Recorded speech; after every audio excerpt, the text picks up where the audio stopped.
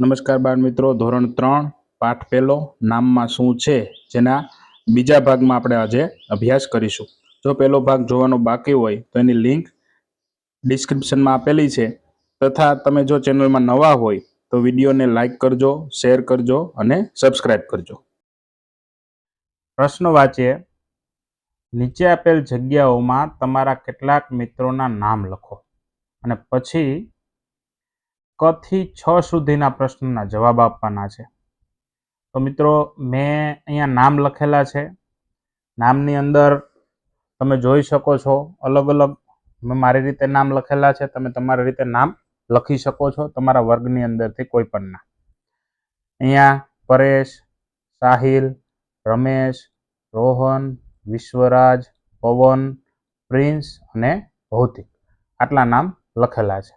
હવે એની ઉપરથી નીચે સવાલ પૂછેલા છે કે સૌથી લાંબુ નામ પર સાચું અને સૌથી ટૂંકા નામ ઉપર ખોટાની નિશાની કરવાની છે. તો આપણે પહેલા જે નિશાન કરેલા છે એ આપણે ભૂસી દઈએ. તમારે છે એ ખાનાની અંદર સાચું ખોટું કરવાનું આપેલું છે બાજુમાં. તો આપણે સૌથી લાંબુ નામ શું છે? તો સૌથી લાંબુ નામ છે વિશ્વરાજ. તો જે સૌથી લાંબુ નામ છે એની ઉપર શું કરવાની છે? સાચાની નિશાની.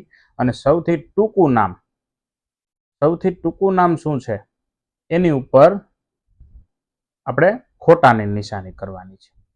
તો અહીંયા તમે જોશો ને તો પરેશ 3 અક્ષરનું નામ છે. પછી ત્યારબાદ સાહિલ 3 અક્ષર, રમેશ 3 અક્ષર, રોહન 3 અક્ષર, ભૌતિક 3 અક્ષર, પવન 3 અક્ષર. પણ પ્રિન્સ છે ને એ 2.5 અક્ષર કહેવાય. પ્રી આખો અને સ 2 અક્ષર ને ન અડધો અક્ષર. પણ આપણે ગણતરીમાં 2.5 અક્ષર એવું નથી ગણતા, આપણે એને 2 જ અક્ષર કહીશું. તો આપણે પ્રિન્સ ઉપર ચોકડીની નિશાની આવશે. આપણે આગળ જોઈએ. તમારી રીતે મિત્રો નામ તમે લખી શકો. હવે પૂછ્યું છે તમારા નામનો શરૂઆતનો પ્રારંભિક અક્ષર લખો. તો મારું નામ પરેશ છે તો પ લખેલો છે. તમારા નામ જેવો શરૂઆત થતા અક્ષર ધરાવતા નામની ગણતરી કરવાની છે કે પ ઉપરથી કેટલા નામ શરૂ થાય છે. તો આપણે જોશું પવન અને પ્રિન્સ. ટોટલ પ ઉપરથી કેટલા નામ શરૂ થાય છે? ટોટલ પ ઉપરથી આપણે અહીંયા જોયું છે, લખ્યું છે કે પ ઉપરથી 3 નામ શરૂ થાય છે. પછી આપ્યું છે શરૂઆતના કયા અક્ષરનો સૌથી વધુ ઉપયોગ થયો છે?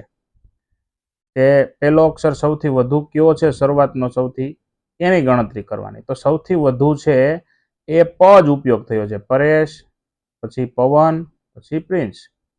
તો એમાં પણ 3 જવાબ આવશે. અંતિમ અક્ષર સમાન હોય, અંતિમ એટલે છેલ્લો અક્ષર સમાન હોય એની ગણતરી કરવાની છે. ગણતરીની અંદર આપણે જોઈએ અંતિમ અક્ષર છે એ અહીં પરેશમાં સ છે, અહીંયા લ છે, રમેશમાં સ છે, રોહનમાં ન છે, વિશ્વરાજ સિંહમાં હ છે, પવનમાં ન છે અને પ્રિન્સમાં પાછો સ છે અને ભૌતિકમાં ક છે. તો સ 3 વખત આવ્યો, પરેશમાં, રમેશમાં અને પ્રિન્સમાં. તો એમાં પણ જવાબ શું આવશે? 3. મેં ઉપર કોષ્ટક બનાવ્યું છે એની ઉપરથી આ નામ એનો જવાબ આવે છે. હવે પ્રશ્ન છે કે એવા અક્ષર લખો કે જે કોઈ પણ નામનો શરૂઆતનો પ્રારંભિક અક્ષર ન હોય. તો આપણા લિસ્ટમાંથી આપણે લઈએ તો આપણા લિસ્ટમાંથી તો ઘણા બધા અક્ષર નથી, એટલે નીચે જવાબ લખ્યો છે ક નથી, ગ નથી, ઘ નથી, આવા ઘણા અક્ષર નથી. પણ આમ જોવા જઈએ તો બારાક્ષરીમાં ક્ષ થી શરૂ થતા, ખ થી શરૂ થતા, ડ થી શરૂ થતા, ણ થી શરૂ થતા એવા મોટા ભાગના જવાબ મોટા મળતા નથી. બરોબર છે મિત્રો? હવે આગળ જોઈએ. ચોથો સવાલ છે કે તેજલ અને જય આ કાર્ડનો ઉપયોગ કરી અને સંખ્યાઓ બનાવી છે. હવે પહેલા તો કાર્ડ જોઈ લે ફટાફટ. 1, 2, 3, 4, 5, 6, 7, 8, 9, 12, 13, 14, 15, 16, 17, 18, 19, 20, પછી 30, 40, 50, 60, 70, 80 અને 90. તમે જોશો મિત્રો અહીં 1 થી 19, 1 થી 20 એકડા લખ્યા છે, પછી 10 ના ગાળે 30, 40, 50 લખ્યા છે. હવે તેજલે તેનો રોલ નંબર 43 ને આ રીતે બનાવે છે. જો તેજલનો રોલ નંબર શું છે? 43. એ નંબર બનાવે છે. એની અંદર શું છે? 2 કાર્ડ લીધા એને, તો 2 કાર્ડ લઈ અને કુલ કેટલા અક્ષર થયા? 5 અક્ષર થયા. કઈ રીતે 2 કાર્ડ લીધા? તો કે આમાં 43 લેવા છે તો એક કાર્ડ છે એ 40 નું લીધેલું છે. અહીં એક કાર્ડ છે એ શેનું લીધેલું છે? 40 નું લીધેલું છે. તમે જોશો તો 1 40 અને એ 40 માં કેટલા અક્ષર છે? અહીંયા 3 અક્ષર, અને બીજું 3 નું કાર્ડ છે. અહીંથી ઉપરથી જ કાર્ડ લીધું છે 3 નું કાર્ડ. તો ટોટલ અક્ષર કેટલા થયા? 40 ના 3 અને 3 ના 2, એટલે ટોટલ અક્ષર કેટલા થયા? 5. અહીંયા આપ્યું છે કુલ અક્ષર 5 થયા. હવે જય પોતાનો રોલ નંબર 17 ને આ રીતે બનાવે છે, તો તેનો નંબર કાર્ડમાં કેટલા અક્ષર થશે એવું પૂછ્યું છે. ખાલી જગ્યા આપી છે તમને, એમાં આવશે 3. જોવો કેમ 3 આવ્યું? તો કે 17 સીધા આપ્યા છે, 17, તો 3 અક્ષર થયા. અને જો આપણે 17 આ રીતે લખેલા છે એટલે 3 અક્ષર થયા, પણ જો 10 અને 7 કરશું તો 4 અક્ષર થશે. પ્રશ્ન આપ્યો છે, ઉપર દર્શાવ્યા પ્રમાણે સંખ્યા કાર્ડનો ઉપયોગ કરી તમારો રોલ નંબર લખો. એટલે આપણે રોલ નંબર છે એ 31 છે મારો, તો 31 નંબર ધાર્યો આપણે, તો એમાં કેટલા અક્ષર થશે? 31. હવે 31 એમ ન લખવું હોય તો કઈ રીતે લખવાનું? તો કે 31 એટલે 30 અને 1, તો 30 માં કેટલા નંબર થશે? જુઓ 30 ની અંદર છે એ આપણે જોશું તો 30 ની અંદર 2 અક્ષર છે, અને 31 એટલે એક બીજો, એટલે 30 ને 1 31, તો જો 2 ને 2 કેટલા અક્ષર થયા? 4 અક્ષર થાય છે. એનો બ સવાલ છે કે તમારી નોટબુકમાં કેટલીક સંખ્યાઓ ને અંકો અને શબ્દમાં સંખ્યા નામ લખો અને કેટલાક અક્ષર છે એ નક્કી કરો. માનો કે 13 છે, તો એક ઉદાહરણ લીધું આપણે કે 13 એટલે 1 અને 3, એ રીતે ગણો તો 4 અક્ષર થશે.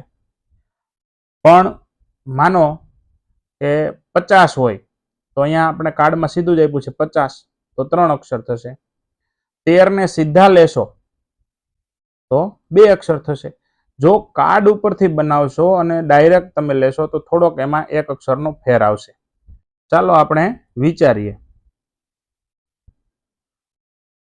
તેજલ અને જયે 21 સંખ્યા બનાવી હતી, તેમાં 4 અક્ષરો છે. હવે એવી તમારે 1 થી 99 વચ્ચેની સંખ્યા ગોતવાની કે જેમાં 4 અક્ષર હોય. નીચે બનાવેલી છે સંખ્યા, ઉદાહરણ આપ્યું છે. જુઓ અહીંયા 42 છે, તો 40 એના 3 અક્ષર અને 2 એના 2 અક્ષર, તો ટોટલ 4 અક્ષર થઈ ગયા. 31 છે, તો 30 અને 1, 2 અક્ષર 30 ના, 2 અક્ષર 1 ના, 31. 46 છે, 40 ના 3 અને 6 1, થઈ ગયા 4 અક્ષર. આવી રીતે 19 ના 1 અને 9, 4 અક્ષર. 81, 80 અને 1, 4 અક્ષર. 93, 90 અને 3. આવી રીતે અલગ અલગ છે એ આપણે બનાવી શકીએ. હવે પ્રશ્નો પૂછ્યા છે કે 1 થી 99 ની વચ્ચેની સંખ્યાઓ લખો જે સૌથી લાંબુ નામ ધરાવે છે. તો 49, 59, 69, આ બધામાં છે એ 6 અક્ષર આવેલા હોય છે. હવે શોધી કાઢવાનો છે, કોયડો પૂછ્યો છે. મારા સંખ્યાના નામમાં 4 અક્ષર છે. મારો દશકનો અંક 1 અક્ષરનો છે અને મારો એકમનો અંક 2 અક્ષરનો છે. હું 20 ની ખૂબ નજીક છું. હું કોણ છું? તો જો એને એવું કીધું છે કે એકમ અને દશકના અંકની વાત કરી છે. આપણે જવાબ લખી દીધો છે 21. જવાબ શું છે? 21. હવે એની અંદર 21 ની અંદર એકમનો અંક કયો કહેશો મિત્રો? તો કે આ 1. દશકનો અંક કયો કહેશો? મારો દશકનો અંક 1 અક્ષરનો છે, તો 2 લખેલું છે. તો અહીંયા શું લખેલું હોય? 2.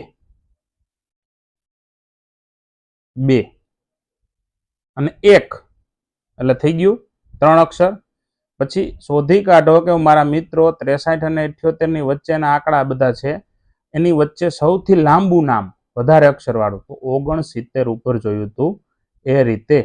હવે બીજો પ્રશ્ન તમને પૂછ્યો છે કે તમારી નોટબુકમાં પણ આવા જ કોયડા બનાવો અને તમારા મિત્રોને પૂછો. તો એક કોયડો મેં બનાવ્યો, જો 1 થી 20 માં 1 કેટલી વખત આવે?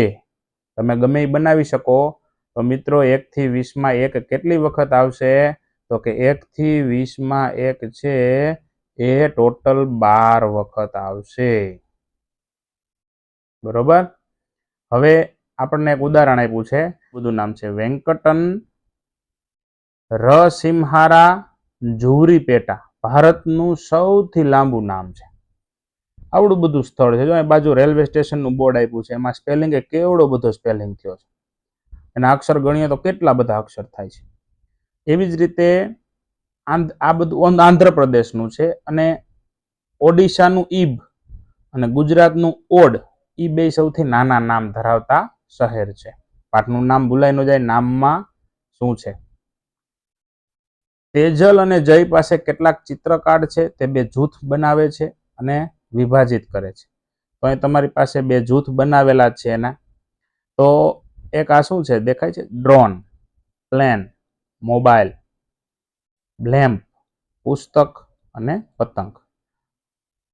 પછી ચકલી, માખી, ઉંદર અને માછલી, એને બે જૂથ બનાવ્યા અલગ અલગ. હવે આ બે જૂથમાં જોવો જઈને આમાં શું ફેર છે? તો કે પહેલું જે જૂથ છે, આ પહેલું જૂથ એ બધા નિર્જીવ છે. નિર્જીવ એટલે જે પોતે શ્વાસ ન લેતા હોય, ખોરાક ન ખાતા હોય, હલનચલન ન કરતા હોય, તે બધા. અને અહીંયા જે છે ઉંદર, માછલી, એ બધા કેવા છે? સજીવ. તો એને બે વિભાજિત ગ્રુપ કર્યા છે. આગળના પેજ ઉપર જોઈએ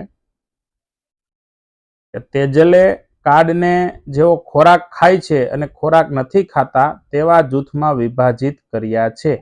જયે એ જ કાર્ડને અલગ રીતે ગોઠવા. અલગ રીતે જઈએ જોવો શું ગોઠવું? પહેલા વિભાગમાં પતંગ લીધી, પ્લેન, ચકલી અને ડ્રોન અને માખી લીધી. પછી બીજા વિભાગમાં માછલી, મોબાઈલ, લેમ્પ, પુસ્તક અને ઉંદર લીધો. તો હવે આ બે વિભાગ પાડ્યા. વિચારોજીને કઈ રીતે પાડ્યા છે? તો જે પતંગ, વિમાન, ચકલી, એ બધા ઉડી શકે છે. આ બધા ઉડી શકે છે અને આ બધા ઉડી શકતા નથી. તો પેલો જે વિભાગ છે એ ઉડી શકે છે, બીજો ઉડી શકતો નથી. હવે આપણે એક જૂથ બનાવવાનું છે. નીચે કેટલાક જૂથ આપ્યા છે, વસ્તુ આપી છે. ટેલિવિઝન છે, ખુરશી છે, લેમ્પ છે, પલંગ છે, રજાઈ છે, ઓશીકું છે, પંખો છે અને ઘડિયાળ છે. એને નીચે નામ લખવાના કીધા છે. તો આપણને પહેલા બે મુદ્દા આપી દીધા છે. એક વસ્તુઓ કે જેમાં વીજળીથી ચાલતી હોય ને એક એવી વસ્તુઓ કે જે વીજળીથી ન ચાલતી હોય. તમે આમાં મુદ્દા લખ્યા છે. તો એમાં તમે જોશો તો ટેલિવિઝન, ઘડિયાળ, પંખો અને લેમ્પ આ બધું વીજળીથી ચાલે. ખુરશી, ઓશીકું, રજાઈ અને પલંગ એ વીજળીથી નથી ચાલતું. પેજ નંબર 8 ઉપર જોશું કે ઉપર આપેલી વસ્તુને અલગ અલગ રીતે જૂથબદ્ધ કરો અને નીચે જગ્યા આપી છે. તો મેં મારી રીતે બે જૂથ બનાવ્યા છે. કુદરતી પદાર્થમાંથી મળેલી વસ્તુ અને માનવ સર્જિત વસ્તુ. જો ખુરશી, પલંગ, ઓશીકું અને રજાઈ. અહીંયા તમે જોશો ને તો ખુરશી, પલંગ, ઓશીકું, રજાઈ આ બધું શું છે? એ કુદરતમાંથી મળતું. ખુરશી લાકડાની હોય, પલંગ લાકડાનો હોય, ઓશીકું છે એ કપાસમાંથી, કાપડમાંથી બનાવ્યું, રજાઈ કાપડમાંથી, કપાસમાંથી. તો આ બધી વસ્તુ છે એ કુદરતમાંથી કંઈક મળેલું છે. આ માનવ સર્જિત, માણસોએ બનાવેલું. ટીવી, ઘડિયાળ, લેમ્પ અને પંખો આ બધું માણસોએ બનાવેલું છે. તો આ રીતે જૂથ બન્યા.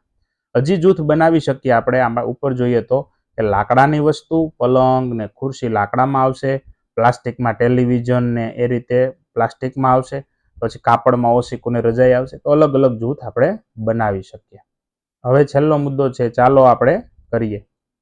વાળ ઓળવાની વિવિધ શૈલીઓ, હેરસ્ટાઈલ આપણે કહીએ ને, માલા શાળાએ જઈ રહી છે.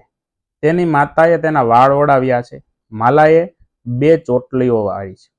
તમારા વર્ગખંડમાં બાળકો જુઓ અને બધા બાળકો તેમના વાળને જુદી જુદી રીતે ઓળાવે છે અને નીચે લખવાનું છે. તો અહીંયા વાળની અહીંયા હેરસ્ટાઈલ આપી છે, અલગ અલગ 1 ચક્કી વાળેલી છે, 2 ચક્કી વાળેલી છે, ચોટલા 2 છે. પછી વાળ ઓળેલા નથી, અહીંયા જે વાળ છે એ ચોટલો વડે એવો નથી, એ રીતે અલગ અલગ આપેલું છે. તો તમારા રૂમમાં બાળકોની સંખ્યા છે એ જોઈ અને લખવાની છે. મેં લખ્યું છે એક પેલી હેરસ્ટાઈલ 1માં છે, 2 ચોટલા વાળેલી છોકરીઓ 12 છે, વાળ ઓળાવ્યા વગર 2 જણા છે. જે રીતે આ વાળ કપેલ છે એવું કોઈ નથી.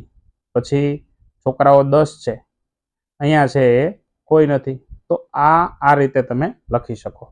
તો મિત્રો આપણે આ પાઠ પૂરો કરીએ છીએ. જો તમને વિડીયો ગમ્યો હોય તો લાઈક અને સબસ્ક્રાઈબ કરજો. આભાર.